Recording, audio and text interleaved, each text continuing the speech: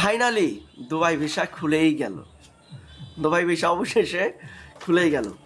রাজীব খান welcome করছি দেশ প্রবাস ভিশনের ইউটিউব চ্যানেলের আজকের এই চমকপ্রদ ভিডিওটি নিয়ে। দর্শক, ঈদের একটা মৌসুম চলছে, সবাইকে বলছি ঈদের শুভেচ্ছা, ঈদ মুবারক। পবিত্র ঈদুল আজহা আমাদেরকে নিয়ে আসুক আনন্দ ঘন মুহূর্ত এবং সহমর্মিতা, ত্যাগের মহিমায় উজ্জীবিত হোক আমাদের এই ঈদ।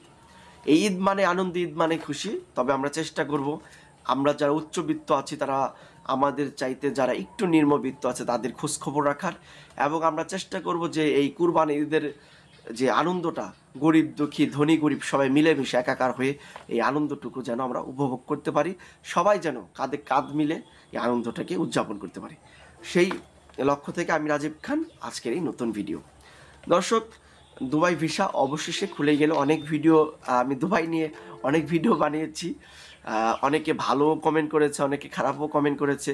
আমি জানি একটা কাজের ভালো খারাপ মিলেই দুটো কাজ, কারণ আপনি যত ভালোই কাজ করেন তার কিছু হ্যাটার্স থাকবেই, কিছু ভালো দর্শকও থাকবে যারা ভালো কমেন্ট করে, আবার কিছু খারাপ দর্শক থাকবে যাদের অভ্যাসই হচ্ছে খারাপ কমেন্ট করা। তা আমি মনে করি যে খারাপ ভালো দুটো মিলেই জগৎ। কিন্তু আমি কিন্তু ইচ্ছে করলে কিন্তু তাদেরকেও কমেন্টের রিপ্লাই দিতে পারতাম, বাজে গালি দিতে পারতাম, কিন্তু আমি কিন্তু সেটা কখনোই করি না। কোনো দর্শক বলতে পারবে না যে তাদের বাজে কমেন্টের বিনিময়ে আমি আরেকটা বাজে কমেন্ট রিপ্লাই করেছি। কারণ আমি চাই যে সবাই, আল্লাহ তাআলা মহান রব্বুল আলামিন সবাইকে হেদায়েত দান করুক। আমার ভিডিও ভালো না লাগলে আপনি ইগনোর করবেন, সমস্যা নেই। কিন্তু আমার একটাই রিকোয়েস্ট যে আপনারা অযথা ফাউল কোনো কমেন্টস করবেন না। আমার ভিডিওতে আমি কখনোই ভুল কোনো ইনফরমেশন দিই না, আমার যেটা সঠিক ইনফরমেশন সেটাই দিই, এবং আমি থাম্বনেলে যতটুকু লেখা চলে আমি ততটুকুই লিখি, বাকিটা তো বিস্তারিত আমি ভিডিওতে বলেই দিই। তো সে জায়গা থেকে কিন্তু আপনারা অযথা মানে বাজে কমেন্টগুলো আপনারা করবেন না। যাই হোক দর্শক, মূল কথা আসে, দুবাই ভিসা কিন্তু অবশেষে খুলে গেল, সকল জল্পনা কল্পনা শেষে। দেখুন, দুবাই ভিসা কী কী ধরনের ভিসা বর্তমান খুলে গেছে। প্রথমত ভিজিট ভিসা, এটা আমি বলেছি মিস্টার জহুরুল ইসলাম খান, যে আমার চ্যানেলে ইন্টারভিউ দিয়ে আছে, তিনি ভিজিট ভিসা তিনি নিজেই করছেন এবং ভিজিট ভিসা সফলতা হচ্ছে। তবে তিনি কি করছেন, 1 লক্ষ টাকা তিনি জামানত হিসেবে নিচ্ছেন, কারণ পরবর্তীতে যদি আপনারা ওভার স্টে করেন বা লিগ্যাল না হন সেক্ষেত্রে তার একটা জরিমানা হবে। তো সেই জরিমানা এড়াতে 1 লক্ষ টাকা জামানত নিচ্ছে। তবে যদি আপনি লিগ্যাল হন বা বাংলাদেশে ব্যাক করেন, ওভার স্টে না করেন, তাহলে সে 1 লক্ষ টাকা ফেরত পাবেন। তো সেক্ষেত্রে বোঝা যাচ্ছে যে ভিজিট ভিসা অন। আর সর্বোপরি হচ্ছে ভিজিট ভিসা আপনারা লিগ্যাল ডকুমেন্ট যদি থাকে তাহলে অল্প কিছু টাকা খরচ করে ভিজিট ভিসা বিভিন্ন এজেন্সিতে করতে পারেন, অথবা ইলিগ্যালভাবেও ভিজিট ভিসা করা যায়। তবে আমি জানি না কিভাবে করা যায়, তবে অনেক ভিডিও দেখি, অনেক মানুষকে দেখি তারা ভিজিট ভিসা দুবাই গমন করছে। হাই প্রফেশন ভিসাও জেনুইন সার্টিফিকেট, এডুকেশন মিনিস্ট্রি বা ফরেন মিনিস্ট্রি অ্যাটেস্টেশন করে সার্টিফিকেট, মিনিমাম অনার্স বা ডিগ্রি এই সমমান বা মাস্টার্স যতদূর হাই কোয়ালিটি যায় এরকম certificate, plus inter, honours, SSC, মানে 2-3টা সার্টিফিকেটই দিতে হবে। আগে যেমন একটা দিলেই হতো। এই সার্টিফিকেটগুলো, জেনুইন ডকুমেন্টসগুলো যদি আপনারা প্রোভাইড করতে পারেন তাহলে education ministry, foreign ministry attestation করে, তাহলে কিন্তু আপনারা এই হাই প্রফেশন বিষয়টা জেনুইনলি পাবেন।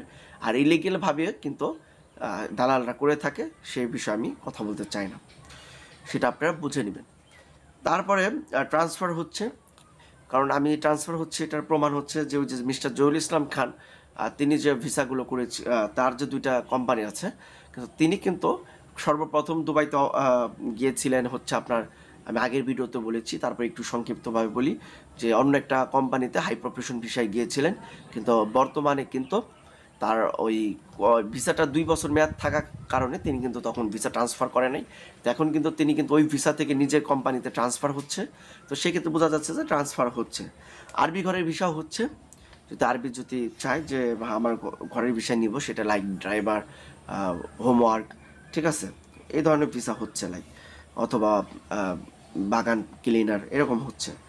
বিজনেস ভিসা হচ্ছে যারা ভিজিটে গিয়ে ওই দেশের ফ্রি জোন বা বিভিন্ন স্টেট বা ওই দেশের যে কোনো স্টেটে, কিছু কিছু স্টেট এখন সুযোগ দিচ্ছে, অফুরন্ত সুযোগ দিচ্ছে, তো সে জায়গা থেকে বিজনেস ভিসা হচ্ছে। ফ্রি জোনেও কিন্তু ভিসা হচ্ছে, আবার লেবার ভিসাও কিন্তু হচ্ছে। এগুলো ইনসাইডে হচ্ছে, ইনসাইডের ভিসাগুলো আপনারা লুফে নিতে পারেন। 100% ইনসাইডের ভিসা হচ্ছে, আপনারা ইন্টারভিউর মাধ্যমে হোক বা ইন্টারভিউ ছাড়া হোক, আপনারা এজেন্সির মাধ্যমে ভালো এজেন্সির মাধ্যমে যোগাযোগ করে যেতে পারবেন।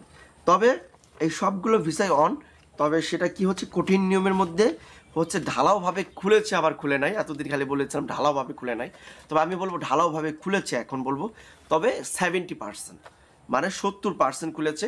বাকি 30% আমরা আশা করছি যে এই মাসের মধ্যে বা আগামী মাসের মধ্যে, এর মধ্যে বাকি 30% যখন ক্লিয়ার হবে তখন সে ঠিক আগের মতো করে তারা এই আগের মতো করে আপনারা ভিজিট, ওয়ার্ক, এনি ভিসায় আপনারা সংযুক্ত আরব আমিরাত তথা দুবাইতে আপনারা গমন করতে পারবেন।